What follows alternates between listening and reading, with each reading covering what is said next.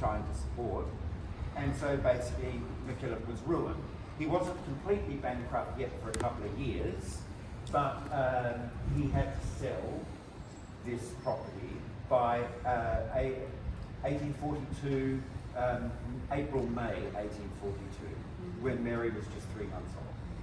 And after that, for the next 18 years of her life, they lived all over Richmond, Carlton, Melbourne, and even in Sydney for a while. Before in 1866, 67, she took the job in Penola as a governess for her cousins, her mother's sister and husband, and their daughter. That's where she got. That's why you're going to Penola. And eventually, the whole family shifted to Portland, where by 1868 they were running a family school. Sorry? Portland? Down Western Victoria. It's the second oldest city in Victoria. It's down on the coast. You're not going there, I take it, because that's an important place in Mary's life. Yeah, if you go anywhere near there, it's important. Anyway, let's get back to here. Thereof, this is sold to one of the 12 apostles, whose name was J.B. Ware, W-E-R-E, as in J.B. Ware Financials today. That was the very man. And he paid Alex half of what Alex had paid for this £350 for this land. And in very quick succession, it changed hands until in 1853 it came into the hands of Robert Downing. Robert Downing built Como Villa, lived here for a bit, but then went off. Then this place went through a whole range of successions. By that stage, this was becoming a medical area. There was a chemist shop there. There was a hospital across the road. St. Vincent's had started down there, etc., etc. And this was a doctor's house. But next door, you're thinking, what is that? That is Edensaw. And Edensaw, was begun to be built in 1863 when its owner had got married. Guy, same age as Mary, came out to Melbourne when he was 17 years old, and he went to work for a legal firm.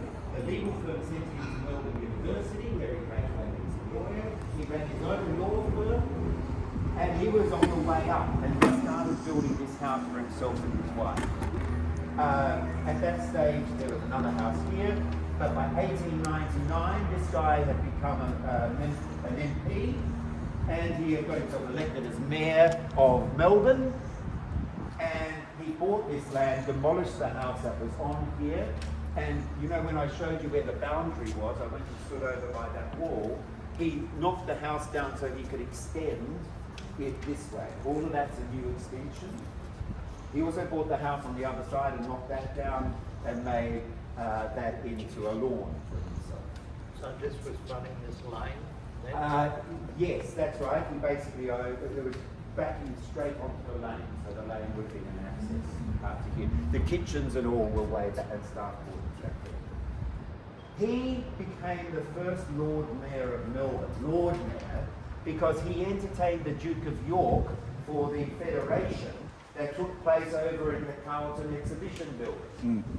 And so the Duke of York made sure that he was knighted, he became Sir Samuel Gillot, and he had made it in the world until he eventually was exposed as having invested a lot of money into brothels and gambling establishments and had been diddling the books. And he went back to London to try and escape the scandal, and he fell down a flight of stairs and died in 1913. So how old was he? He was 17 years old in 56. He was born about the same time Mary was, so 40. He was about 74. Yeah. Okay, so he had a long life, but it didn't end so well for him. However, consider a contemporary thing. This guy's Dick Whittington over here. Here, Mary gets kicked out of her home at the age of 3 months. What would have happened if Mary had continued living here? What would have happened if Alexander and Flora was as good a businessman as his younger brother Peter was, who ended up foreclosing on him in a mortgage later on in life and completely ruining the family. If she had grown up in this place, she would have grown up as a wealthy, privileged woman. And we would not have had that. Mary MacKillop would be someone you've never heard of. There'd be little MacKillops running around somewhere. But that is fortunate. You're going to hear a lot more about it as you go. You'll hear a lot more about her life. But this is where it started, and by God's grace, we have this picture painted by Sarah Bunbury. Let me finish the story, because Sarah Bunbury over here, Sarah and her husband Richard, they go off to live in Durango as well. But her brother and sister-in-law go to Sydney, because her brother is asked by the Anglican Bishop of Sydney to become an Anglican priest. He'd been educated at Oxford, and so he could be priested straight away. Within Sydney was deaconed and then priested within the next few months, in November 1841, just at the time before Mary was born. But he knew John Henry Newman, Cardinal Newman, who later became Cardinal, who converted in 1845, 3 years after Mary's birth, to Catholicism.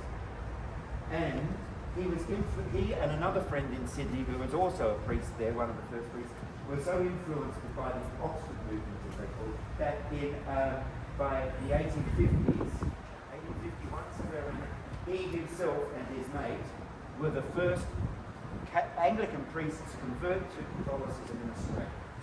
And they went to work for Archbishop Colby. Yeah. So that's just a little story. Somehow, John Henry Newman, the Oxford movement, and all of that movement was connected across the street to St Mary MacKillop. And we've got it. This is the only record we have of Merino Cottage. Where is the original papers? Yes, it's in the Mitchell Library in New South Wales, so the State Gallery in New South Wales. And there's about half a dozen other pictures. If you Google her name, you'll find the other pictures. She drew another picture of the north side, which if you go down to the Mary MacKillop Centre today, you'll probably see on display, because they thought the other picture was the picture. Sorry, there you go. Yeah.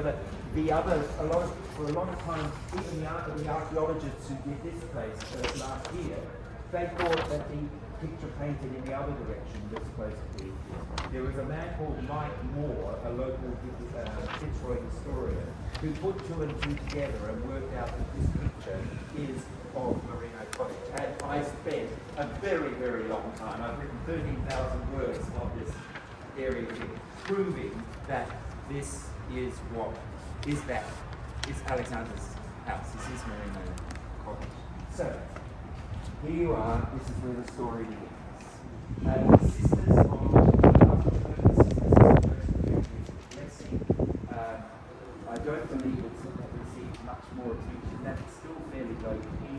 As you notice, there's no real relief other than the picture, the memorial of St Mary on that stone there. There's nothing, a lot, and a few inscriptions. There's not much to make this a religious place, because this is where the people for the hospital have their coffees in. This is where the guests come. But just think that this place where children are born, where surgeries take place, with cancer.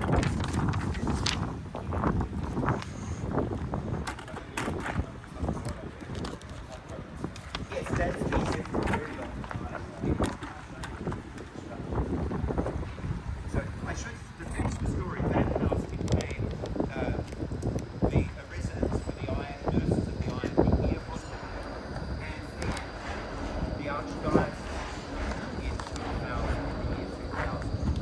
George Pell wanted to make the entire house here a museum and a pilgrimage destination for Mary MacKillop.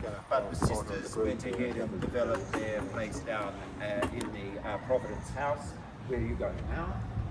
And you should go now because you're running late. Can I make a quick one? Can people just come and get a photo? We'll get a photo. Hurry up And then for 2 eventually minutes.